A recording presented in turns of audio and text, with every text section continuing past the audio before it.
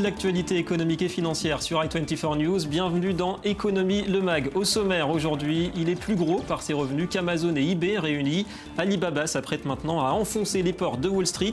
Une méga introduction à la bourse de New York, au-dessus sans doute des 15 milliards de dollars et une valorisation qui pourrait atteindre les 200 milliards. Qui est donc ce géant chinois du e-commerce? On voit tout cela avec Lionel Friedfeld. Et puis nous irons au Panama qui célèbre son nouveau président, un conservateur, Juan Carlos Varela. La campagne aura été animée par les questions économiques, une croissance spectaculaire, 8%, des inégalités croissantes et l'élargissement aussi très coûteux du stratégique canal de Panama. On y revient en seconde partie d'édition. Voilà pour les titres, merci d'être avec nous. Le point avant d'y revenir sur ce qu'il faut retenir de l'actu éco du jour. Et d'abord l'optimisme mesuré de l'OCDE pour l'économie de la planète, l'organisation de coopération et de développement économique qui prévoit dans ses perspectives publiées hier une croissance mondiale de 3,4% pour cette année 2014 contre 3,6% estimée en novembre. Elle maintient en revanche sa prévision pour 2015 plus 3,9%. La reprise pourrait se confirmer dans les pays dits développés avec tout de même une menace de déflation sur la zone euro. Le gros des inquiétudes et des risques se situe aujourd'hui autour des pays émergents. Si les subventions pour l'électricité et le gaz sont supprimées, les gens ne pourront pas tolérer cela. Je veux d'abord enrichir les gens. Plutôt que de gagner 1000, je veux que chacun gagne 1500. Je parle de tous les citoyens.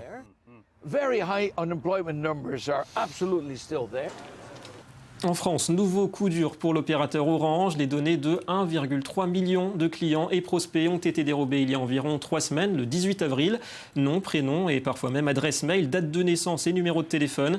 Il y a 3 mois déjà, Orange avait subi un incident du même type. Les personnes concernées ont été informées par le groupe. Toujours en France, mauvaise nouvelle pour le déficit commercial qui s'est à nouveau creusé au mois de mars, 4,9 milliards d'euros, alors qu'il était revenu à 3,8 milliards en février. Sur les 12 mois précédents, le chiffre atteint 59,6 milliards d'après les douanes. Alors cette hausse du déficit s'explique d'abord par un rebond des importations et notamment les fournitures en énergie et en produits pharmaceutiques qui ont connu une poussée exceptionnelle en provenance d'Autriche notamment. Et dans l'autre sens, les exportations ne progressent que faiblement grâce à l'automobile et l'armement notamment, 36,4 milliards d'euros au total en mars contre 36,2 en février. Et on reparle de Siemens, le groupe allemand engagé, on le sait, dans un bras de fer avec l'américain General Electric pour le rachat de la branche énergie d'Alstom. Siemens qui a annoncé ce matin un bénéfice d'exploitation au deuxième trimestre de 1,57 milliard d'euros, une hausse de 16%, mais c'est en dessous du consensus des analystes qui tablaient sur 1,7 milliard. Le chiffre d'affaires est lui aussi inférieur aux attentes, 17,45 milliards d'euros contre 18,1 attendus. Siemens a par ailleurs confirmé hier le rachat des activités énergie de Rolls-Royce pour 950 millions d'euros. Enfin, en Égypte, à 20 jours de la présidentielle, la campagne se concentre aussi autour du redressement économique. Le déficit public se creuse, la croissance est en dessous des 2% et 25% des jeunes sont au chômage. Alors pour assainir les finances publiques, un thème revient fréquemment, la suppression des très coûteuses subventions accordées sur les prix des hydrocarbures. Pour le maréchal Al-Sisi, grand favori du scrutin, une telle mesure ne pourra être prise rapidement. Il en va de la paix sociale. Nous vivons encore avec les séquelles de la crise. C'est un vrai problème. Et vous avez raison, nous ne sommes pas sortis d'affaires, même si nous voyons de meilleurs chiffres. Les risques sont toujours là. La faible croissance est encore là. Le taux de chômage reste encore très élevé.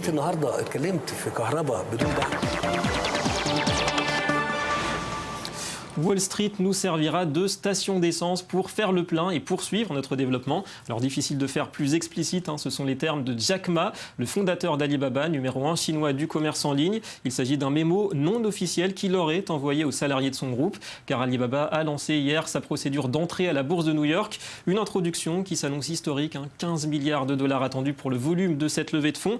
Et on en parle avec vous, Lionel Friedfeld, bonjour. Bonjour David. Notre analyste financier. Alors Lionel, Wall Street pompe à essence, pompe à capitaux. Jack Ma ne mâche pas ses mots, au moins il est honnête et il est réaliste aussi. Alors effectivement, Alibaba c'est simplement la plus grande plateforme d'e-commerce aujourd'hui dans le monde. Elle contrôle 80% en fait du marché chinois. Et Alibaba se transforme parce que depuis 24 mois, elle prépare son introduction en bourse.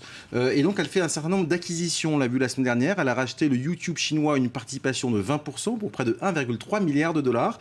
Mais depuis l'année dernière, Jack Ma a racheté une société de software pour 500 millions de dollars, une participation dans des grands magasins en Chine avec une participation de 30% et avec une valorisation de 750 millions de dollars. Donc on se rend compte que le modèle est en train effectivement d'évoluer. Oui, cette IPO qui pourrait dépasser celle de Facebook, 16 milliards de dollars il y a 2 ans, ce sera peut-être encore plus. Alors effectivement, elle est prévue pour le 3e trimestre de cette année. On parle de 15 milliards, ça va peut-être dépasser Facebook qui avait été 16 milliards de dollars. On parle d'une valorisation de 200 milliards de dollars. On se rapproche déjà en Microsoft, 250. Exactement, et c'est pour ça que toutes les grandes banques d'affaires, Citi, Morgan Stanley, JP Morgan, travaillent sur cette introduction en bourse en fait de l'année. Ouais. Alors au niveau du contexte, du timing, les valeurs technologiques, on le sait, elles n'ont pas vraiment la cote ces derniers mois. On pense à Twitter, on pense aussi à Weibo, le Twitter chinois, c'était un semi-échec son introduction en bourse. Comment ça se présente selon vous pour Alibaba? Est-ce que sa croissance va lui suffire? Croissance vertigineuse. Effectivement, Wall Street est là. Les actionnaires, en fait, c'est important de Alibaba, sont Jack Ma, le fondateur, mais on a le japonais SoftBank, qui est une société de télécom, mais surtout Yahoo. Et en fait, Yahoo va simplement encaisser plus de 15 milliards de dollars avec la valorisation au jour d'aujourd'hui de Alibaba. Et effectivement, les grands groupes chinois aujourd'hui privilégient les introductions en bourse à New York. Et c'est intéressant. Et c'est véritablement la nouvelle place, on va dire, pour les sociétés de e-commerce. Donc, je pense que Wall Street va réussir à financer, comme on l'a vu avec Facebook, véritablement, c'est d'une partie le marché chinois, mais aussi le marché d'e-commerce. Ouais, ça s'internationalise aussi un petit peu. Alors pour parler justement d'Alibaba un petit peu en profondeur, on parle souvent d'un manque de transparence au niveau du management, au niveau des résultats financiers aussi. Et Jack Ma, le patron, dit qu'il veut servir d'abord les clients, ensuite les salariés, ensuite seulement les actionnaires. Est-ce que c'est une nouvelle philosophie à laquelle il va falloir s'habituer? Alors les groupes chinois viennent aux États-Unis pour chercher de l'argent. Ils ont besoin d'investisseurs internationaux. Et ça, c'est important. Et ils vont devoir se conformer aux règles internationales de l'audit, des comités de direction, des boards de governance. Donc de plus en plus, les sociétés chinoises viennent aux États-Unis et vont rentrer, on va dire, dans les normes comptables et financières comme les grands groupes internationaux. Et comment ça va se passer pour les actuels gros actionnaires? On a parlé de Yahoo tout à l'heure, 22% des parts, qui va lâcher 10%. Est-ce que c'est du cash qui va être réinvesti très bientôt? Certainement, Yahoo fait énormément d'acquisitions, notamment en Israël. Ça va être beaucoup d'argent pour faire d'autres acquisitions, pour concurrencer notamment Google. Ouais. Alors, est-ce que c'est une coïncidence? En tout cas, le groupe français Casino a annoncé la nuit dernière qu'il allait réunir toutes ses activités de vente en ligne, dont ces discounts, on le connaît bien, pour ensuite coter cette entité peut-être au Nasdaq. Qu'est-ce que vous pensez de cette idée? Alors effectivement, c'est une idée intelligente, parce qu'ils vont prendre ces discounts qui ont à peu près 2 milliards de chiffre d'affaires. Ils vont réunir d'autres filiales, très présents en Amérique du Sud, très présents en Asie, notamment au Vietnam, au Brésil. Ça fait à peu près 4 milliards de chiffre d'affaires. Ils vont essayer de faire une entité et de la coter plus tard à New York. C'est presque logique. Alors, un autre géant national cette fois de vente en ligne, c'est en Israël. La presse ne parle que de ça aujourd'hui. C'est Yacht Time, le deuxièmement en français, qui a été racheté hier, un site de petites annonces par un Allemand, Axel Springer, 800 millions de shekels, 230 millions d'euros. Est-ce que le marché du e-commerce israélien attire des investisseurs vraiment? En fait, c'est l'équivalent de particulier à particulier, du Bon Coin. Et donc, véritablement, Bezek, l'actionnaire, n'avait plus d'intérêt stratégique à garder ce site de petite annonce. Simplement, donc, il y a un acteur étranger comme l'acteur allemand, Axel Springer, qui vient avec un fonds d'investissement. Il y a toujours des intérêts pour les étrangers pour faire des acquisitions ciblées en Israël. Malgré un marché assez restreint. Effectivement, le marché restreint, mais étant donné qu'ils ont une plateforme déjà européenne, voire mondiale, c'est simplement une addition qu'ils font à leur plateforme globale. Merci Lionel pour toutes ces explications. On aura l'occasion d'en reparler sans doute avec vous. Merci à vous. Allez, direction le Panama pour notre second dossier avec près de 40% des voix. Juan Carlos Varela, le candidat de l'opposition de droite, a créé la surprise dimanche en remportant l'élection présidentielle. Alors dans ce pays, si la croissance reste à un rythme annuel de 8%, sa répartition pose problème. La pauvreté et les inégalités vont grandissant. L'autre défi du nouvel homme fort sera la gestion des travaux en vue de l'élargissement du fameux canal de Panama. Johanna Citruc. Des scènes de joie, des milliers de personnes réunies pour fêter la victoire du nouveau président du Panama. Il n'était pas donné vainqueur et pourtant, Juan Carlos Varela a remporté l'élection avec 39% des voix. Alors je vous le dis à tous, à partir de ce moment, la politique au Panama va être un service, une vocation, l'amour et le dévouement au service du peuple. Les affaires, c'est terminé. Si quelqu'un veut faire des affaires, qu'il aille dans le secteur privé. L'un des premiers défis du nouveau président sera de réduire les inégalités. Car malgré une croissance supérieure à 8%, près d'un quart de la population est considérée comme pauvre. Ça représente environ 3,7 millions de personnes. Mais en plus de la redistribution des richesses, Juan Carlos Varela devra se pencher sur un autre dossier, le maintien de l'alignement du pays avec les États-Unis. Pour ça, il envisage de faire du Panama une zone économique clé qui attire les investisseurs étrangers. Le prochain gouvernement, à partir du 1er juin, renforcera le système démocratique, respectera la liberté d'expression, l'état de droit et soutiendra l'investissement étranger. Le Panama ouvrira ses portes au monde et notre politique sera un consensus du dialogue et de la convergence, un pays uni. Grâce à la position géographique, nous serons un pays qui est médiateur, un pays de dialogue, un pays avec une solution et sans conflit. Autre chantier économique de taille, celui de l'élargissement du canal de Panama, pour un coût estimé à plus de 5 milliards de dollars. C'est via cette plateforme d'échange que transite 5% du commerce mondial. Mais les travaux ont pris du retard. L'inauguration de cette nouvelle voie, initialement prévue en 2014, n'aura finalement lieu que 2 ans plus tard, en 2016. Pourtant, les spécialistes semblent unanimes, cela n'aura pas ou peu d'impact sur l'économie du pays. Cela ne va que peu affecter les finances de l'État ou les revenus du pays car le Panama possède une économie de 40 milliards de dollars et bien que les revenus du canal soient importants, ce qui sera perdu n'aura pas d'impact important sur l'économie ou les finances de l'État. Mais selon les sondages, le sujet qui préoccupe le plus les habitants, c'est l'inflation. Elle est estimée à 5% par an, alors que le salaire minimum ne dépasse pas les 625 $ par mois. L'inflation qui devient vraiment un problème assez récurrent ces derniers mois dans les économies émergentes. Et c'est l'heure pour nous de passer au Media Watch. Et Twitter à la une de cette revue de presse, lourde chute à Wall Street pour le petit oiseau des réseaux sociaux, moins 18% hier. Bonjour Johanna Citruc. Bonjour David. Que s'est-il passé ? Alors en fait, oui, l'action Twitter a perdu 17,8%, très exactement, donc près de 18%. Pour terminer à un petit peu moins de 32 $.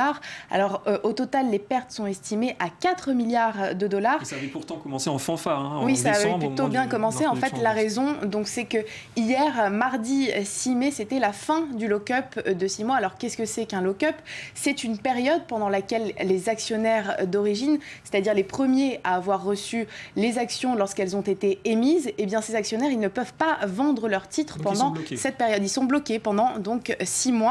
Et comme l'explique le Wall Street Journal grâce à une jolie infographie, l'expiration du lock-up, ça peut se traduire par une chute en bourse. Donc on le voit avec l'exemple de Twitter. On l'a vu aussi avec Groupon. Le site d'achat groupé avait perdu près de 9% à la fin de son lock-up. Mais ça peut aussi avoir l'effet inverse. Ça peut faire grimper le titre. C'était le cas notamment de Facebook, dont l'action avait gagné 13% à la fin de son lock-up, c'est-à-dire le 14 novembre 2012. En tout cas, pour Twitter, c'était peut-être quand même un petit peu prévisible, au moins en partie. Alors, on reste, Johanna, aux États-Unis. La légalisation de la consommation de cannabis aurait des effets négatifs pour le Mexique. Oui, alors on le sait, donc depuis plusieurs mois, plusieurs États américains ont légalisé l'usage médical du cannabis. Certains ont même légalisé son usage récréatif. On pense notamment au Colorado. Eh bien, aux États-Unis, tout va bien puisque les taxes liées à ces légalisations, ça rapporte de l'argent au pays. En revanche, ça pénalise le Mexique, ou plus exactement les cartels mexicains. Ce qui se passe, c'est que en fait, les États-Unis sont moins demandeurs de marijuana mexicaine et résultat, son prix a chuté énormément puisqu'il a chuté de 75%. Donc c'est passé de $100 le kilogramme à seulement $25. En fait, c'est tout simplement la loi de l'offre et de la demande qui s'applique dans ce cas, c'est-à-dire que plus un produit est demandé, plus son prix augmente et inversement, moins un produit est demandé, plus son prix baisse. Et le cannabis qui n'échappe pas à cette loi assez naturelle, somme toute. Alors pour finir, Johanna, on part au Japon. Shinzo Abe, le très populaire Premier ministre, veut miser sur les femmes et sur les immigrés pour relancer l'économie nippone. Oui, c'est ce qui est expliqué dans un article du quotidien, du site internet maintenant de la Tribune, puisque c'est vrai qu'au Japon, le nombre de travailleurs est de plus en plus faible. Alors la population vieillit depuis quelques années et selon l'OCDE, des données donc de l'OCDE, en 2055, 40% des Japonais auront plus de 65 ans. Et c'est pour ça que le Premier ministre Shinzo Abe a décidé de miser donc premièrement sur les femmes, de faire en sorte qu'elles puissent travailler un maximum, qu'elles puissent conjuguer vie professionnelle et vie privée, ce qui n'est pas toujours évident, notamment lorsqu'elles sont mères, lorsqu'elles ont des enfants. Et il compte aussi sur les immigrés qui ne représentent seulement que 2% des travailleurs au Japon. Ouais, un pays qui vieillit, c'est jamais bon pour la dette. Et la dette au Japon, on le sait, c'est 250% du PIB. C'est pas mal. Elle est détenue en tout cas en grande partie par les Japonais eux-mêmes. Merci Johanna et à très bientôt. À bientôt. Voilà, fin de cette édition. Merci à vous de nous avoir suivis. Économie Le Mag revient demain sur i24 News. Et l'information continue, c'est dans un instant. Restez avec nous.